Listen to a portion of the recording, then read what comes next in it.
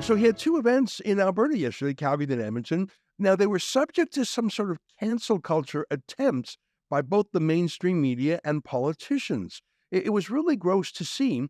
In particular, Danielle Smith, the Premier of Alberta, agreed to speak and engage in a conversation with Tucker Carlson, and all the mean girls in the media party tried to block her from going. It was really gross, and I was delighted that they failed. Now, look at this picture that was tweeted out of Dr. Jordan Peterson, who was there also, and Conrad Black, Danielle Smith, and of course, Tucker Carlson. Oh, the rage about that tweet. You wouldn't think. I mean, look, Jordan Peterson is perhaps the world's most famous Canadian. Conrad Black, I mean, you could take him or leave it. I like the guy. I think he's very smart and he has a great history. Tucker Carlson, one of the world's most popular journalists, and Danielle Smith, an effective, popular provincial premier. These are all reputable people, but the rage in that photo. Here's Andrew Coyne, who says, in fairness, they deserve each other. It's sort of weird, given that Conrad Black really gave Andrew Coyne his start in journalism. I think that Andrew Coyne and the other mean girls in the media were sort of mad that they weren't invited to such a big thing. And they're sort of mad. I think in Coyne's case in particular, he's mad that he doesn't have the power to curate what other people can see and hear. What I mean by that is he couldn't stop this huge event. The one in Calgary had about 4,000 people. The one in Edmonton last night that I was at had, I'm going to say, close to 10,000 people. That is a lot of people choosing to get news and opinion elsewhere than Andrew Coyne. It's sort of sad. I used to be chummy with Coyne. I don't think he's a principled conservative, which he sometimes pretends to be. He pretends to be very concerned about our Charter of Rights and Freedoms. He's been very quiet about the federal court case the other day that threw out the Emergencies Act on charter grounds. And I think the reason for that is because at his heart, Coyne and much of the media party are snobs. They look down their nose at anyone who has made it in an independent citizen journalist kind of way. I mean, they hated Tucker Carlson when he was at Fox, but they positively loathe him now that he's independent. So there was this attempt to get Danielle Smith not to attend, and the CBC wrote attack pieces, and the NDP opposition wrote attacks, and the federal Liberals are all trying to get Danielle Smith not to talk to Tucker Carlson. Just stop for a second and think how weird and petty that is. That really is like the mean girls in high school. Anyhow, for all of it, in the city of Calgary, what's that, 1.5 million people almost? There were a grand total of 3 protesters. Look at this kook, absolutely pitiful. And in Edmonton, there was one protester, one in a city of more than 1 million. They were so mad. What are they mad about? I mean, why don't they, if they have some disagreement with Tucker Carlson, why don't they have a debate with him? I think Tucker Carlson would love a debate. Or why don't they just put out some essay wide? Now, the Toronto Star, and I can assure you their readership in Alberta is in single digits. They did something they've never done before. They tried humor. I think that's what this is. Humor and leftism don't go together very well.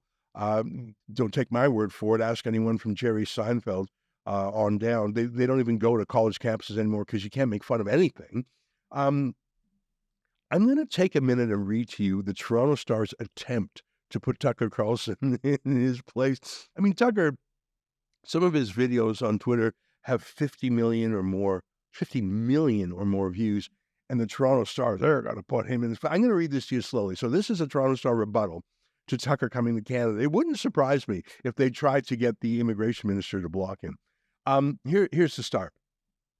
Tucker Carlson is in Canada to liberate us from the tyranny of Justin Trudeau.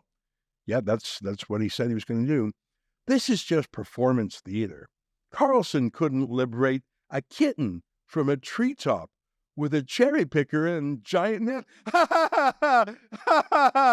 That's a good one. You put him in his place. See, you see what I mean? You're not allowed to make funny jokes anymore because funny jokes, they focus on foibles or they never a truer word spoken than in jest. You're not really allowed to be funny, and that counts as funny as the Toronto Star. I'm going to keep on reading. Warning. Tucker Carlson is in Canada this week, the conservative firebrand and Guinness record holder for world's creepiest laugh.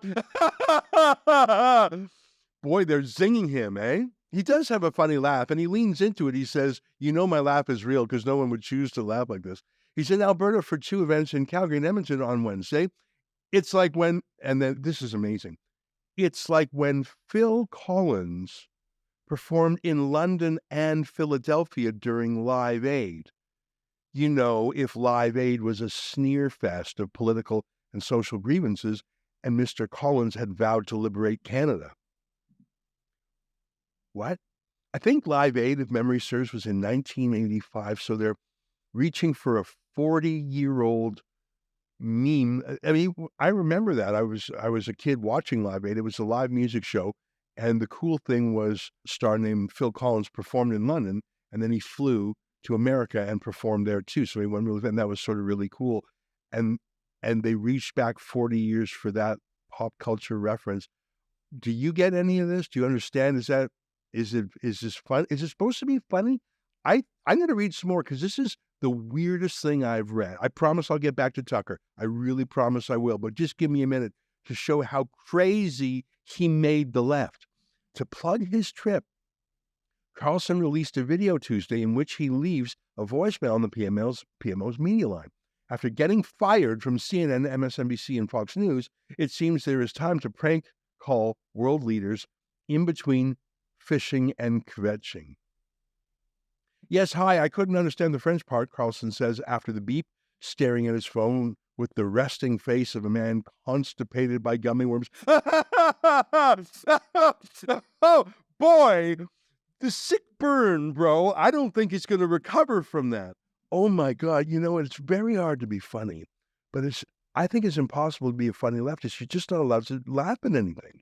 But it's Tucker Carlson calling from the United States, and I'd be grateful if you pass a message on to the Prime Minister, Justin Trudeau. We are coming to liberate Canada. We are coming to liberate Canada, and we'll be there soon. Merci. Look, it's a lighthearted, goofy joke by Tucker Carlson made exactly because he knew the Toronto Star and the CBC would flip out over it. I'm only going to read a little bit. Can a country file a restraining order against a foreign media star? Why is Tucker stalking us? What is his problem?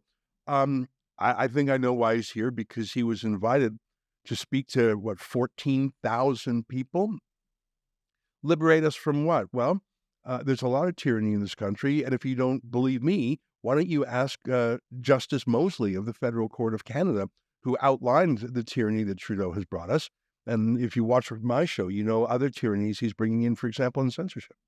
Liberate us of what? Universal health care, safe schools, social and economic metrics that routinely rank Canada in the top 5 of best countries in the world. Stop for a second. Is any of that even true? Like, he reached back 40 years for some pop culture reference. Do you actually think that Canada, like, does anyone even say Canada has the best healthcare in the world anymore?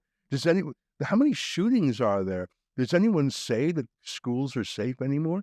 I feel like I'm in some weird time machine here.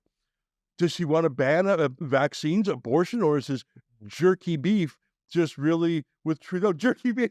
I'm going to stop there.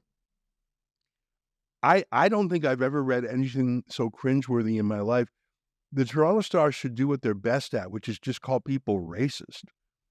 Tucker Carlson is actually a very funny guy, and he laughs at himself too, including he laughs at his own laugh. I don't think the Toronto Star is going to beat him if they go for humor versus humor. I just don't think leftist comedians are funny.